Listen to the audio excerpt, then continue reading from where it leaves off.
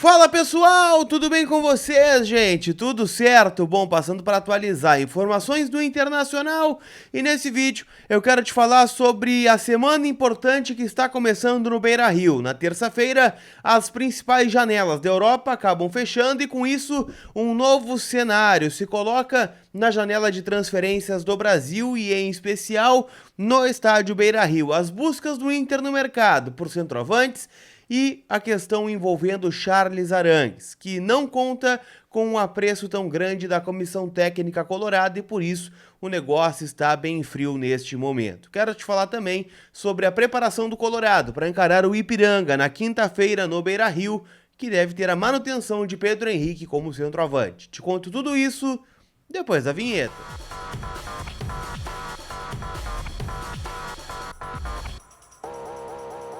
Tudo bem, gente? Vamos trocar uma ideia então, e nesse vídeo eu quero começar falando sobre o chileno Charles Arangues. Afinal, é um jogador que volta e meia está no noticiário do Internacional. Eu cheguei a falar para vocês aqui que o Inter gosta da ideia, né, de repatriar o Charles Arangues. Por quê?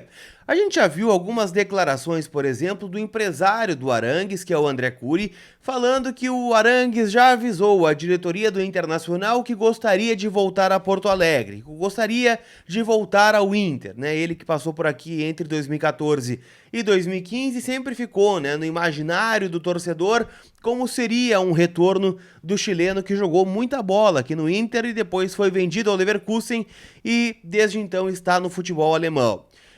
O Inter sabe, né, que o Arangues teve diversos problemas de lesão aí na sua carreira na Alemanha, a mais grave quando chegou, inclusive, em território alemão, e há um receio, né, uma restrição com um jogador de 33 anos, que já vem para retornar ao futebol sul-americano e que também tem esse histórico de lesões, né, recorrentes na carreira e por isso, né, ele não conta com muitos admiradores no Beira-Rio.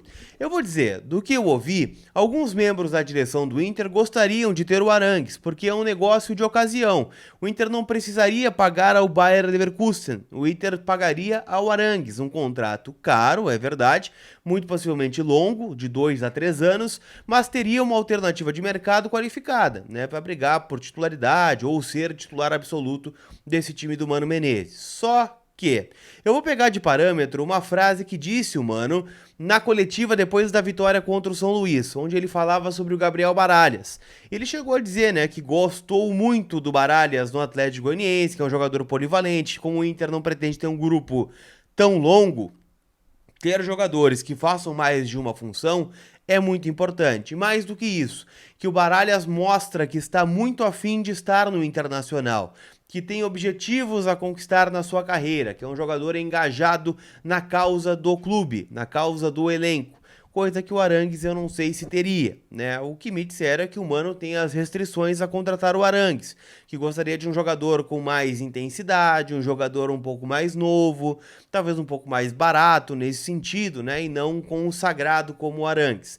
Eu não sei se há um trauma Tyson, vamos dizer assim, né? De repatriar um jogador, daqui a pouco ele não cumpre com a expectativa e ali na frente vira um problema, porque é um jogador que ganha muito e que entrega pouco. Né, aquela coisa do custo-benefício que foi o Tyson em 2022. Então, assim, eu não apostaria na contratação do Arangues. Sei que muita coisa pode mudar, né? Afinal, o Inter pode ter uma trajetória ruim na janela e daqui a pouco ver o Arangues como um negócio de ocasião, ele mesmo baixar o valor que está pedindo e ele parar aqui. Mas o que me disseram é que neste momento, dia 30 de janeiro, né, ele não está nem perto de jogar no Internacional. Quero ter um comentário sobre esse assunto, já deixa aqui que eu gosto de ler tudo que vocês postam nos vídeos, beleza? Sobre o centroavante, né? A gente tem falado muito sobre o Rafael Borré. Inclusive, no sábado pela manhã, postei um vídeo do William Thomas falando sobre o assunto, né? Dizendo, se o Borré realmente, né, for o jogador que a gente considera o ideal, que vai dar o retorno técnico esperado dentro do Inter, nós vamos fazer movimento sim. E a gente sabe, né, que o André Curi, que é um também dos intermediários do Borré, está no futebol europeu. pode não significar nada em relação ao internacional, né? Afinal, a gente sabe que o André Cury agencia milhões de jogadores aí, né? Milhões de transferências. E como vai fechar a janela na Europa, nada mais justo que ele esteja lá para finalizar alguns trâmites envolvendo outros atletas.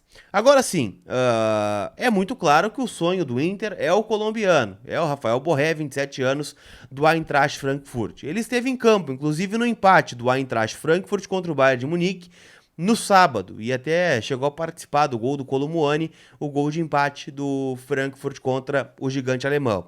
O que eu posso dizer para vocês, gente? É uma negociação extremamente difícil, mas o Inter, né, ao que tudo indica, encaminha um acerto com o Borré e vai travar nos alemães. E aí vai ser uma negociação que vai durar algum tempo aí, né? Não é algo, fechou a janela na terça-feira, na quarta ele tá desembarcando aqui. Não, mas o Inter planeja avançar neste jogador.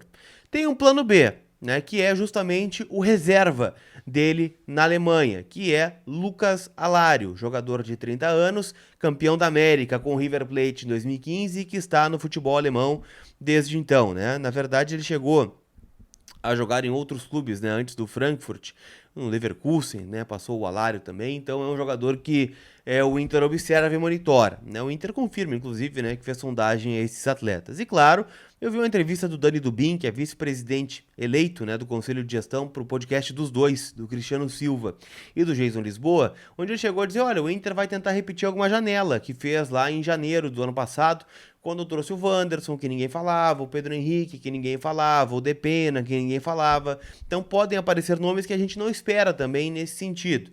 Mas o centroavante é a carência 1, é a urgência 1 do Inter para contratar, o Borré é o ficha 1, eu diria que o Alario é o ficha 2, e aí da ficha 3 para cima, confesso que não ouvi mais muitos nomes. Beleza? Mais ágil, antecipa o saldo do FGTS. Vamos começar segunda-feira com o pé direito. Então você pode antecipar até 10 saques do teu fundo de garantia com a Mais Ágil. Dinheiro na conta, tá?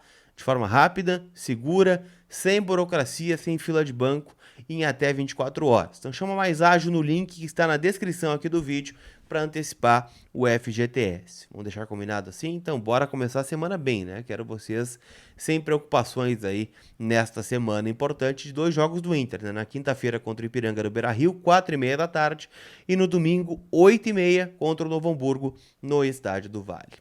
E a gente vai ver nesse jogo do Estádio do Vale, muito possivelmente, uma repetição do time que deu certo contra o São Luís, com o alemão permanecendo no banco de reservas e com o Pedro Henrique como titular. Aliás, Pedro Henrique artilheiro do Campeonato Gaúcho, com 3 gols marcados, o nosso querido PH.